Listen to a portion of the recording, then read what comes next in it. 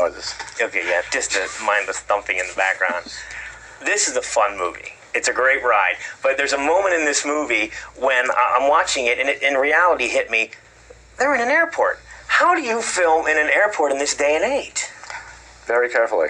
You know, it's like you have to go in there and convince everybody that you're under control, you're not crazy, this is exactly what we need, we don't need anything more. We're not going to go running down any corridor or do anything that you don't know about beforehand. So we just had to lay out every single thing to them. And then I thought they were really great, you know, because they didn't need to do that. It would have been completely understandable if every single one of those airports says, no, what are you, crazy? But they did, they let us in. There's a scene where Rachel actually sprints down the airport, and I know when you don't draw attention to yourself in an airport. That was the first thing I thought of. I said this had to have been really difficult. So I understand you filmed it in a couple different airports then? Yeah, LAX for the really big shot of the people, you know, with the cops running through them. Yeah. And suddenly those people didn't know they were in a movie, so it was like, that was kind of interesting. And then we shot in a place called Ontario International, which is south of Los Angeles, a couple of hours, and then the key scenes in Miami Airport that were had to be Miami. Now, when I brought up that this was a fun, great ride movie, I understand that you didn't want to do it at first. Is there something behind that? Or? I was just kind of tired. You know, I was coming off of Cursed, which was the film before this, and we've been on it for 2.5 years. It was been really arduous, you know. So I was looking forward to some time off. I had been looking for a thriller for a long time, but right then I was thinking, you know what, I just need to kind of put myself back together. But once I read it, it was like impossible to say no, you know. Is it tough to shed that, you know, this is not a horror movie thing? Do you have to convince people that? Because it's automatically assumed, I think, when Yeah, it is by a lot of people.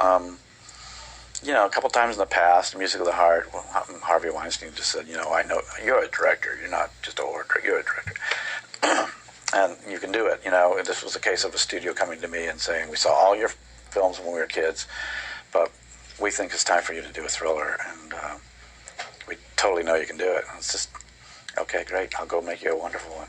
There's always words that are associated with you. One is, well, it's trust.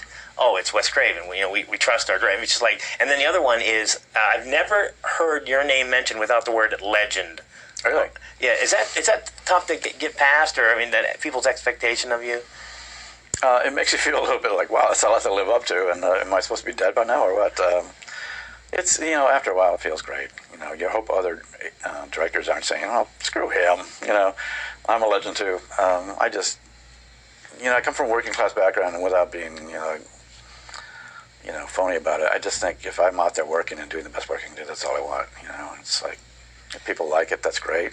As long as I can keep working and interesting myself in what I'm doing, that's all I want. One of the things that really makes this movie work is the fact that this could happen to anybody. You sit down, you know, and you meet somebody, and it just, you don't know anything about that person. Yeah. And it's especially now, you know, post 9/11, where kind of the wars are being fought right amongst us without us realizing it. That sense was when I read the script, I said, wow, I've been thinking about that personally so much.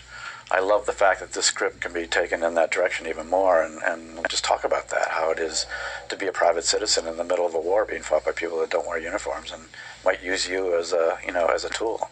Now, one of the things is, like, our hero in this movie is trapped. There's nowhere to go. You're on a plane, and it makes me wonder, like, if you travel a lot, you're on planes a lot, have you ever been in that situation where, like, unbeknownst to you, the person finds out, or they're a horror fan, which, as you know, are the most fanatical of all fans. Have you ever been in a situation where you couldn't get away from somebody or something like?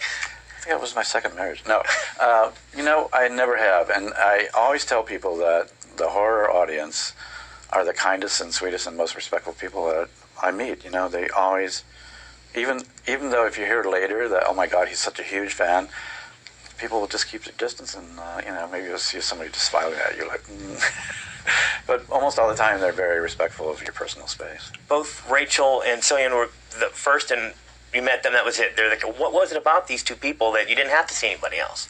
Well, they're so unique, you know. It's like, I've met a lot of actors, obviously, so when you see somebody that's just completely new and striking, and you've seen their films and they're wonderful, and you have a meeting with them in the room and you're thinking, wow, yeah, let's go, you know. You just know, you know. It's one of the skills of a really good director, I think, is being able to see talent when it's not widely known that that's talent. But you know, with Rachel, it was being known pretty fast. With Cillian, nobody knew who he was over here much, but you know, you could see it. They have something in the room that just is special. You know? Well, please keep on entertaining me. Thank you very much.